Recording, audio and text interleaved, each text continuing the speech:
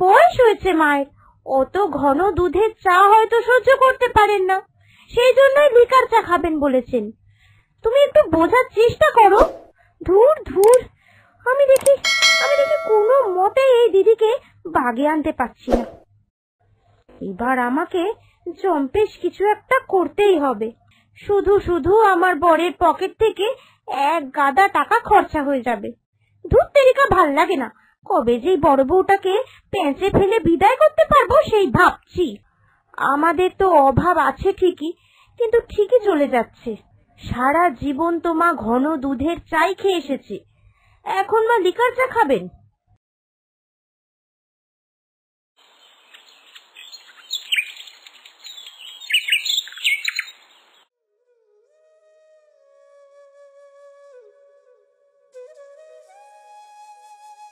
কি গো বৌমারা, রান্না বান্না কি সব চাপিয়ে দিয়েছো? একটু তো অপেক্ষা করতে পারতে, বললাম তো 8টার মধ্যেই বাজার নিয়ে চলে আসবো। তোমাদের দেখি তর্স হয় না। না না মা, আপনার 2 ছেলে বেরোবে, আর আমরা রান্না বলতে এই ভাতটা আর ডালটাই চাপিয়েছি। সবজিটা আপনি আনবেন, তারপরেই রান্না করব। এই নাও বাজারটা নাও। বাপরে বাপ, কি জিনিসের দাম বেড়েছে! এত জিনিসের দাম বাড়লে সাধারণ মানুষ কি করে খাবে বলো তো দেখিনি? একটুখানি সাশ্রয় করে চলবে, হ্যাঁ, একটু চাপিয়ে চলবে। এখনো তোমাদের বাচ্চা কাচ্চা কিছু হয়নি, চাপাতে পারলে এখনই পারবে, পরে আর সাশ্রয় করতে পারবে না। আমি তো কম কম করে রান্না করতে চাই, কিন্তু এই দিদি ভাই তো বেশি বেশি করে রান্না করে। বোঝেই না যে জিনিসপত্র কত খরচা হয়ে যাচ্ছে। তেল মশলা থেকে আলু সবজি গাদা গাদা করে রান্না করবে। আপনি বলুন তো মা, এইরকম করলে কি সংসারটা চলে? আসলে দিদি ভাই তো অনেক বড়লোক বাড়ি থেকে এসেছে, ওইখানে এসব সাশ্রয় বলতে কিছুই ছিল না। সেই জন্য দিদি ভাইয়ের হাতের মাপটাও বেশি, যখনই তোলে বেশি বেশি করে তোলে। এটা আমি কি শুনছি বলো তো বড় বৌমা? তুমি তো এরকম ছিলে না। তুমি হলে এই বাড়ির বড় বউ, আমার পরে তুমি এই বাড়ির কর্ত্রী হবে। তোমাকেই তো বুঝতে হবে সংসারের কিসে ভালো আর মন্দ। তোমার নামে এই সমস্ত নালিশ আমি কিন্তু মেনে নিতে পারলাম না। ছোটর বয়স কম, বুদ্ধি শুদ্ধিও তাই কম। আপনি বলুন, 2 ছেলে যদি খেতে বসে আরেকটু বেশি ভাত রুটি বা তরকারি চায়, আমরা কি না দিয়ে থাকতে পারি? আমরা না হয় যেমন তেমন করে চলে যাব, কিন্তু ওরা বাইরে হাড় ভাঙা পরিশ্রম করে সারাদিন ধরে, ওদের তো একটু বেশি বেশি করে খেতে দিতেই হবে। সেই জন্যই বেশি রান্না করি। আর আপনি তো এতদিন ধরে এই সংসারে রয়েছেন, দেখেছেন কি যে কোনো দিন কোনো কিছু অপচয় হয়েছে বা নষ্ট হয়েছে? না, তা দেখিনি। তুমি সত্যি কথাই বলেছ। কেউ খেতে চাইলে কি তাকে না দিয়ে থাকা যায়? আধ পেটা খাওয়া উচিত নয়, সাশ্রয় মানে আধ পেটা খাওয়া নয়। ঠিক আছে ঠিক আছে, তাড়াতাড়ি এবার হাত চালিয়ে রান্নাটা সেরে নাও। খোকারা খেয়ে তো আবার বেরোবে। নাও নাও, আমি বরং যাই, স্নানটা সেরে নি। বাইরে যা রোদ উঠেছে, গা হাত পা যেন জ্বালা জ্বালা করছে গরমে। যাই গিয়ে।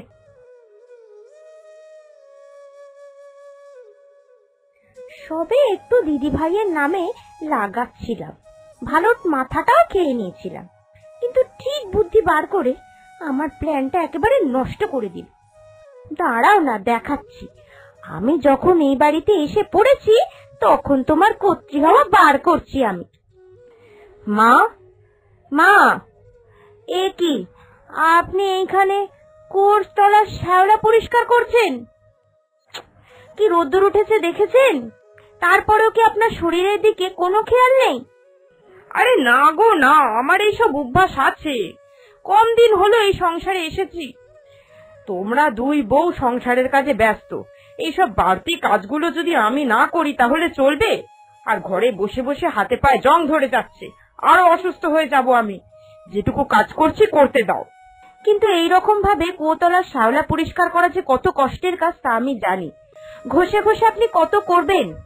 এর থেকে উঠুন, আপনার ছেলেকে বলবো ব্লিচিং পাউডার এনে দিতে।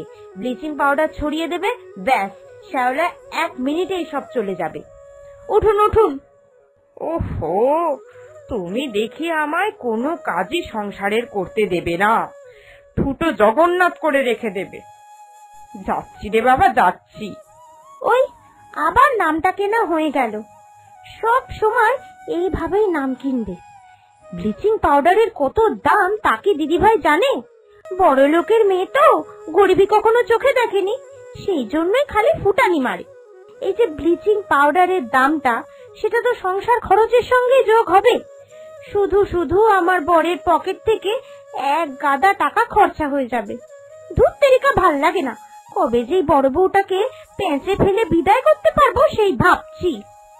দিদিভাই, দিদিভাই, চা করছো তুমি? হ্যাঁ রে, কেন, কিছু লাগবে তোর? মা বললো মায়ের জন্য দুধ চা নয়, লিকার চা করে দিতে। তুমি বরং লিকার চাই করো। ও মা, সে কি? সারা জীবন তো মা ঘন দুধের চাই খেয়ে এসেছে, এখন মা লিকার চা খাবেন? না না না, বয়স হয়েছে মায়ের, অত ঘন দুধের চা হয়তো সহ্য করতে পারেন না, সেই জন্যই লিকার চা খাবেন বলেছেন। তুমি একটু বোঝার চেষ্টা করো।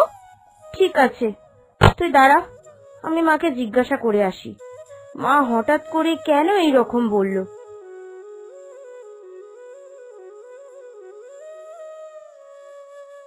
মা, আপনি কি লিকার চা খাবেন বলেছেন? কেন মা, কিসের এত কষ্ট? আমাদের তো অভাব আছে ঠিকই, কিন্তু ঠিকই চলে যাচ্ছে। আপনার একটু ঘন দুধের চা খাওয়া কমিয়ে আমাদের কি সংসারের সাশ্রয় অনেক টাকা হয়ে যাবে?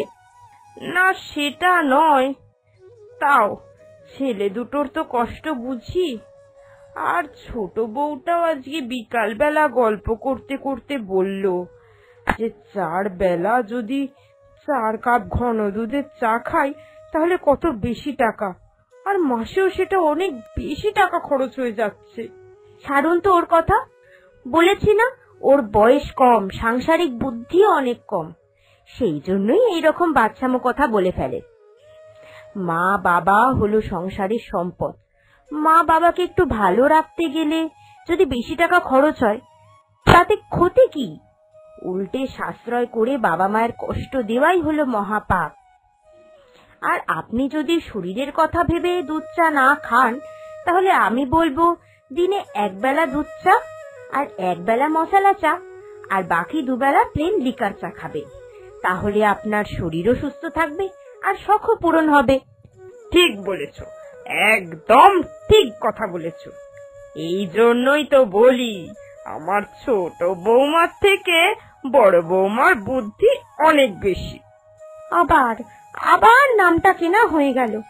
ধুর ধুর, আমি দেখি কোনো মতে এই দিদিকে বাগে আনতে পারছি না। এবার আমাকে জম্পেশ কিছু একটা করতেই হবে।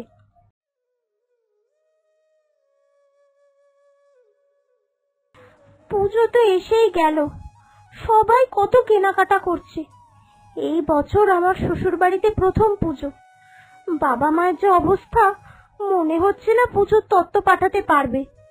আর ওইদিকে দিদি ভাই ওর গরিব বাপের বাড়ি থেকে 4টি জামা কাপড় এনে নাম কিনবে। আমি এটা কি করে সহ্য করব, কি করে সহ্য করব?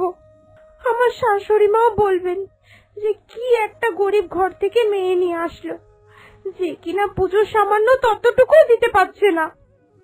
ছোট, এই ছোট, কি রে, এই দেখ আমি কত কিছু নিয়ে এসেছি। হ্যাঁ, দেখাতেই তো আসবে, এখন তো তোমার দিন, সেই জন্যই তুমি নাম কিনতে চলে এসেছো। দাঁড়াও না, দাঁড়াও, এক মাঘে শীত যায় না, আমারও এমন একদিন আসবে।